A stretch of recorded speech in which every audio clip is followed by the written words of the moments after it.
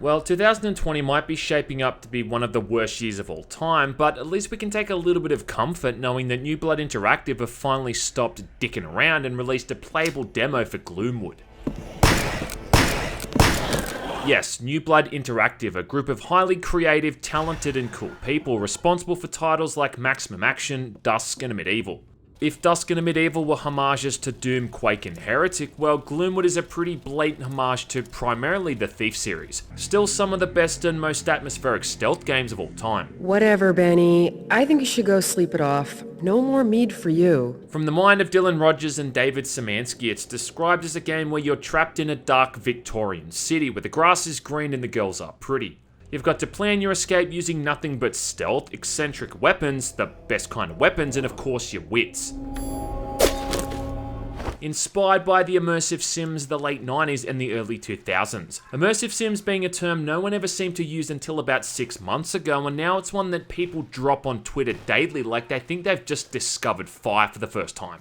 Anyway, at a time with these indie shooters where we're getting flushed with violent, blood-soaked murder death simulators, where bullet time and gun fu mashes together in a gore-soaked sensory overload, it's kinda nice to change things up a bit and play a game like this instead. An elegant game for a more civilized age.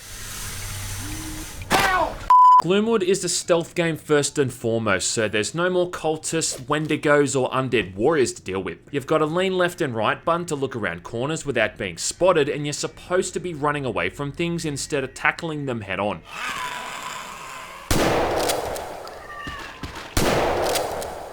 Instead of a light gem, you've got a little moon down to the bottom right of the screen, which fills up the more in light you are, meaning you're more visible to enemies, and of course you can mantle up ledges if you hold down the jump button. And these controls are going to seem instantly familiar to people who've played the Thief games, along with people who pretend they do. There's even different surfaces like metal that make more noise. About all it's missing is the lean forward button, but that never really made sense to me anyway. I mean, leaning forward, it was like you were Michael Jackson in that Smooth Criminal video. However, the main difference is that unlike in the Thief games, which gave you a non-lethal means to take out your enemies in the form of a blackjack, in this you're basically just some kind of Victorian assassin, murdering these helpless NPCs from the shadows by stabbing them in the back with a goddamn sword. If enemies see you, they'll attack with whatever weapon they're equipped with the melee combat featuring a pretty basic blocking system. But you're not really going to be wanting to get into scuffles here, so instead of that you sneak around, staying out of sight and opening doors slowly and carefully. You can even lean into a door to listen to what's on the other side of it preemptively. What you hear though may shock you.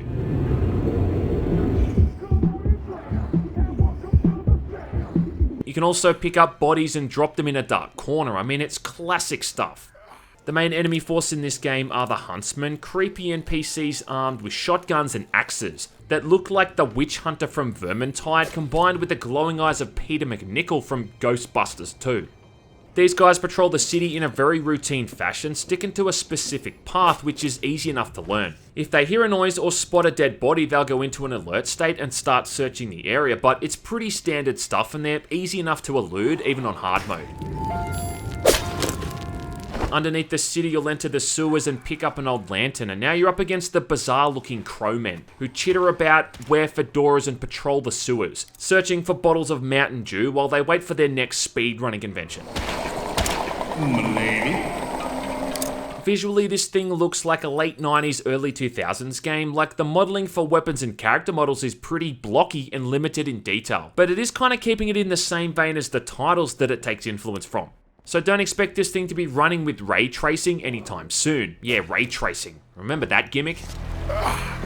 In the Thief games, you had a bunch of objectives that would change depending on the difficulty mode you chose, usually just requiring you to steal a bunch of loot and then complete some tasks that were related to the main story.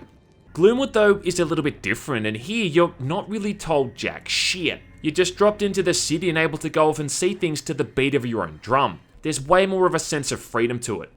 I mean, there's no radar, no objective markers, and it's just kind of cool to be able to take things at your own pace for once. Able to move back and forth between all of these separate locations without any kind of loading screen or interruption.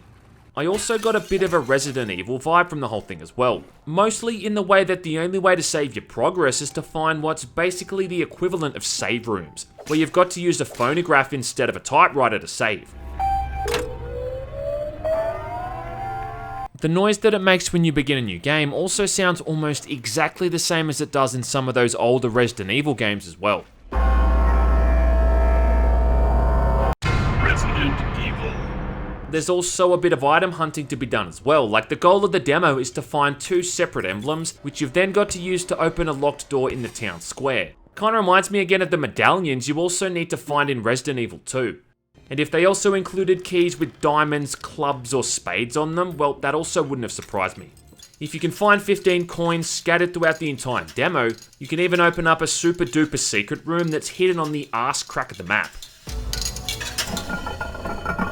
Aside from your walking cane, which is both the coolest and the lamest weapon of all time, you can also get a revolver and a shotgun to defend yourself with.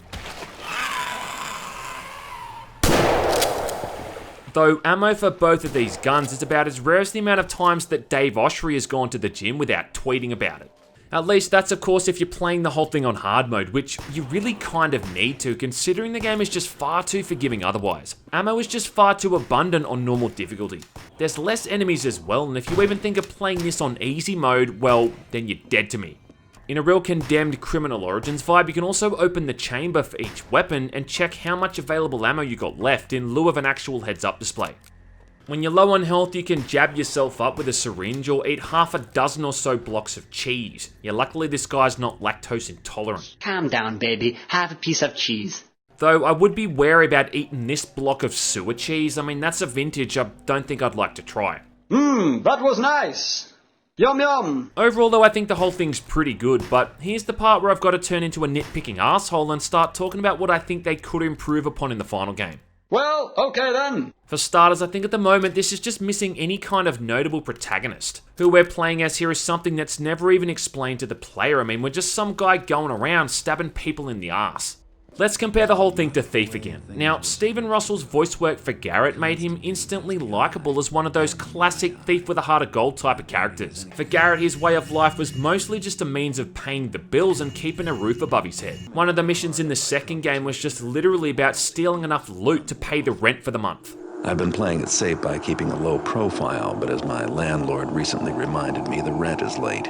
Gloomwood's playable character, whoever he even is at the moment, just kinda lacks that, and there's no reason to feel attached to the person we're playing as. Now, I'm not saying every single game like this needs to have a fully voiced protagonist, but I do hope they include some kind of basic premise and character traits for who we're playing as. I do feel like there shouldn't be a weapon crosshair in the game either, and that aiming down the sight should be an essential mechanic. Now, I know you can turn the crosshair off in the menu, but having it on kind of downplays the more threatening aspect of the combat, and it just makes it seem too comfortable. For a game that's entirely dependent on light and shadows to remain unseen, it's kind of odd that we're not even given any means to interact with any of these light sources. Now again, I'm not asking for water arrows or anything like that, I mean that'd be a bit blatant, but at least being able to turn off light switches or power lights down to some extent would have been really cool.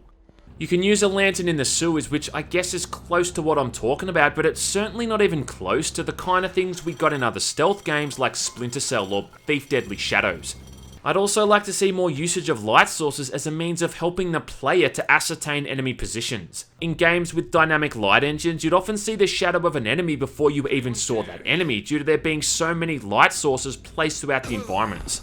I mean, the puppets in the Shellbridge Cradle in Thief the Deadly Shadows is something that comes to mind as a good example. I mean, look, the Unity engine is a modern graphics engine, but here it doesn't really fully feel like it's taking advantage of what that engine is capable of. When an almost 20-year-old game has better lighting effects, well, you know something's off. But I don't want to go too in-depth on this thing, considering it really only lasts 45 to 60 minutes for a first-time playthrough. And I mean, look, even in this early state, Gloomwood is interesting, appealing, and you can see the potential it's got.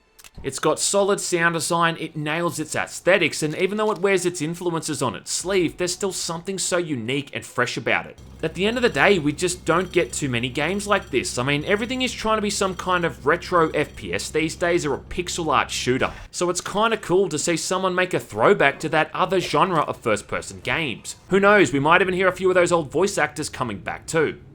There's a voice actor who pops up at the end of the demo, and the simple thought of this guy appearing more in the final build of this game just sells the whole thing for me entirely. Inside at last, are ya? Welcome. I I live again. All that's left for you to do now is wakey hand off Snakey and go and give Gloomwood a try. So check this thing out on Steam, chuck it on your wish list if it's your cup of tea, and then let's all sit together, become overnight experts on the history of immersive sims, and then twiddle our thumbs patiently while we wait for the whole thing to get finished.